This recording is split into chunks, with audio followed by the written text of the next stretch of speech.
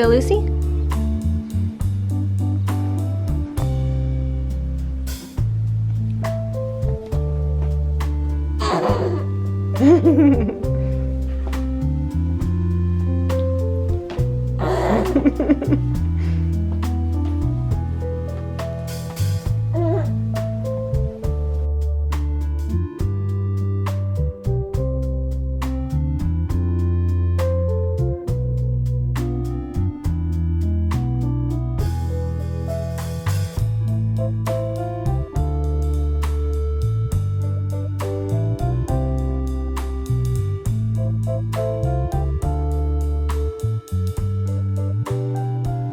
Hi everyone. Today I'm going to be talking about my favorite baby knits. I got a request for this topic and I thought it was a really good one. So I have a daughter who is now 14-ish months old, and I've definitely got some things that I've made for her and that have been made for her that have been really, really great in terms of knitwear.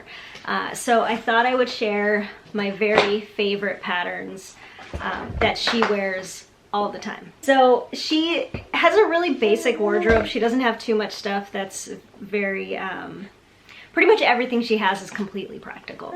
So nothing too frilly or fancy or anything like that. Thank you, Lucy.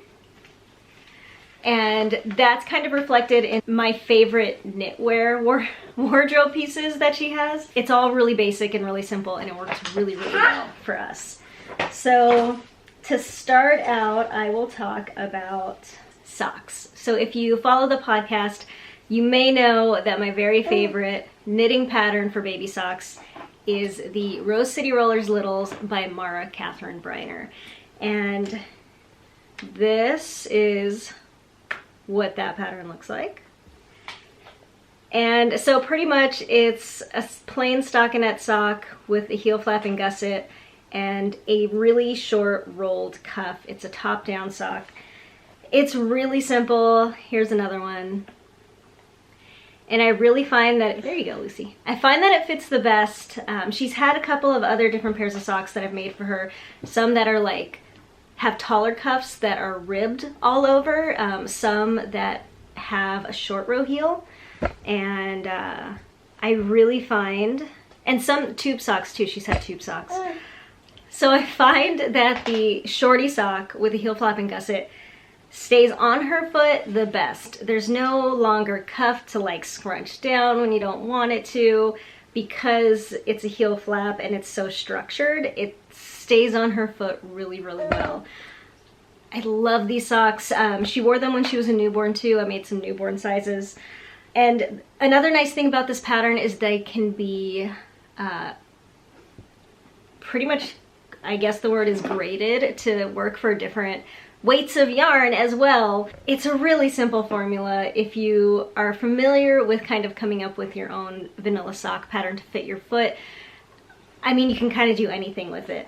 So like this one is a fingering weight sock, and I knit it exactly according to pattern. The pattern calls for fingering weight yarn, and it's fine. I knit the size that I needed and it came out the size that I needed.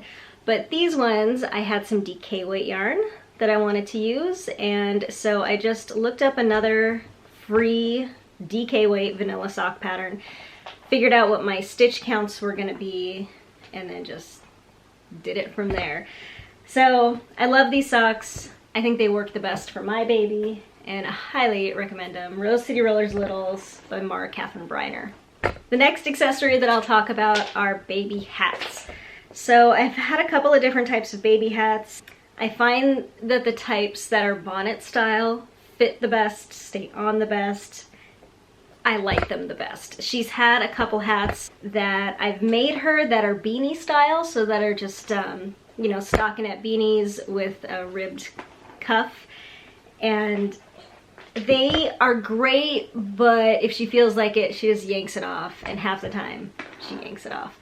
So my favorite hat pattern so far for her, I'm not sure what this pattern's called. I think it might be a Matter pattern called the Doe hat, but that could be totally wrong. I'm pretty sure it was in Making Magazine, but whatever the real thing is down here. So this is, yeah, Yeah. Do you like your hat?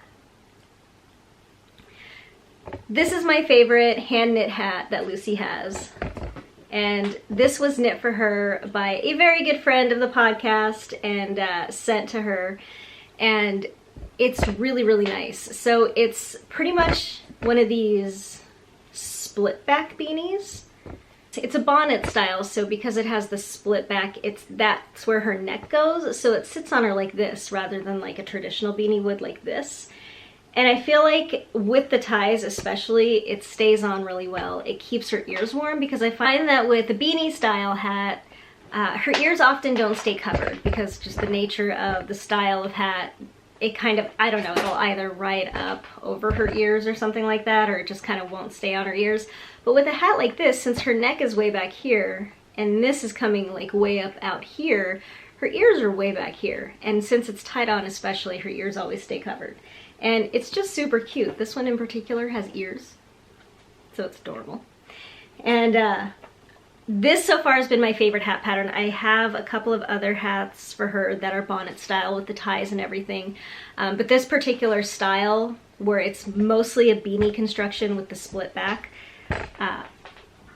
is my favorite. Moving on to sweaters, my very favorite baby sweater pattern is the Flax by Tin Can Knits. This is a free pattern, as was the Rose City Rollers Littles. That's another huge advantage I feel like with baby knits, is that when they're free, it's just really nice. So the Flax is a pullover pattern. It's written for either fingering weight, which is the Flax Light pattern, or worsted weight, which is the regular Flax pattern. And I love them both so much, and I feel like this sweater is really indispensable for her. So it's a really basic pattern, and this isn't actually just a baby pattern. It goes from baby sizes all the way to adult sizes, and it's a top-down raglan pullover. The only embellishment that it has on it is this garter panel on the sleeves, which is cute, but you can take out if you want. Like, this is the light version, I left it in. This is the regular version, and I omitted it. The reason why I like this pattern is because, for one, it's really basic and really simple. It's a simple pullover. There's nothing to it except for her to wear it. There's nothing to deal with in terms of like buttons or like laciness to let the cold in or anything like that. I just really like the simplicity of it. Also, the neckline, at least for the two that I have made, have worked out really well because they've come out wide enough to really easily fit over her head.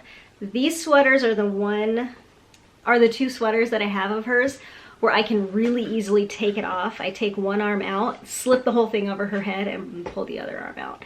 And I can kind of do it all one-handed because the neck is so stretchy, so that's really nice.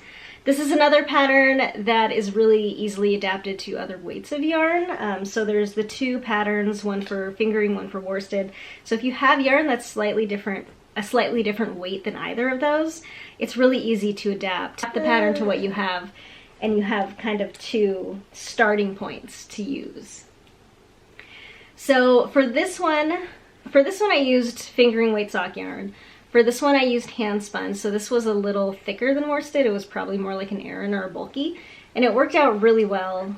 It's nice and dense, and I mean, it's like I said, it's really adaptable. For example, for the ends of the sleeves, I didn't have enough. I had a single skein and it wasn't enough, so I just broke into another different skein, and she's a baby, so she doesn't care. So I really love this pattern. The interesting thing about this pattern, and I don't know how much it has to do with the pattern, how much it has to do with me, because with no baby knit ever have I swatched or checked gauge at all. So who knows exactly what it is, but this is the newborn size. It's the very smallest size of the Flax Light, and it didn't fit her until she was, I don't know, maybe 6 months old or so, and it still fits her.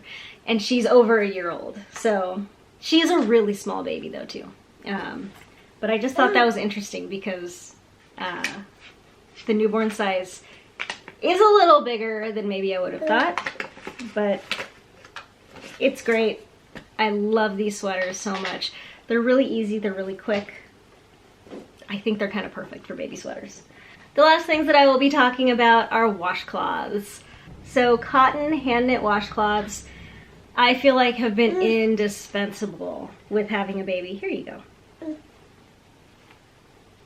So these particular ones were knit for Lucy by a friend of ours, and which was really nice because I don't personally love knitting with cotton yarn, but it's totally worth it. It's totally worth it to have just some of the really basic cotton yarn knit into washcloths.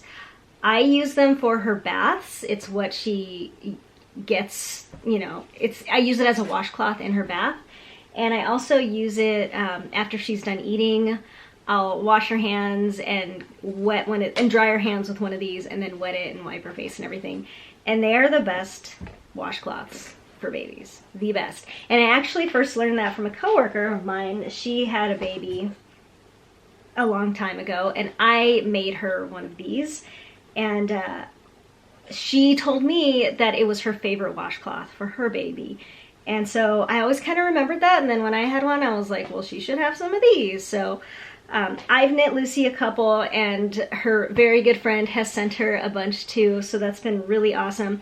I don't know what pattern this is, but it looks like a kind of a broken garter rib.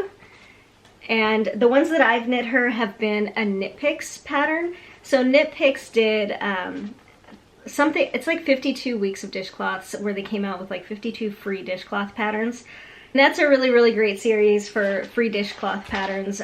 I like it when they're textured, knit purl textures. I really like garter stitch dishcloths or washcloths, you know, and seed stitch. I think those are kind of two really great stitch patterns to have for washcloths. And the yarn that I've used to knit these out of have been Knit Picks Dishy, which is, I believe, a worsted or DK weight 100% cotton yarn. But there's also the Peaches and Cream, I believe it's called, is the really common one. And I would say, like, don't use too loose of a gauge. A tighter gauge is nice. Thank you, Lucy. My favorite one that I kind of use as a basis is the Knit Picks Slant dishcloth, where it's a really basic pattern where you start at one corner and you do increases on either side of your rows, knitting back and forth until you get to your widest point, which is wherever you want it to be, and then you start doing decreases to replace all the increases. So you're pretty much working corner to corner, you're making a square. That's my favorite. And the nice thing about that is that you can insert any pattern or texture you want, and I really like that. So these have definitely been so good for having a baby, and I'm sure they're good for a lot of other things too. I really haven't used them for much else, but I love them for Lucy. I love them. So that is it for my knitwear baby favorites. That isn't much stuff, but like I said, Lucy's wardrobe is very basic. Nothing is too fancy. She doesn't have a lot of extra stuff. She has a very few staple pieces that just get washed like a lot, which is kind of how I like it, because I don't like to keep too much stuff for her because, you know, she's a baby. It's easier if we only have a few things to choose from every day. But I hope you enjoyed my favorite knit patterns for babies. If you have favorite things you like to knit for babies, let me know in the comments below. I think that could be a really good resource. And do you like really basic things for babies, or do you like to go all out? You know, do you like to do the really ornate little cute baby things? Let me know. I would love to hear about it. I would love to hear your favorite patterns. I would, though, before we go, like to say happy birthday to Julie, whose birthday was last Thursday.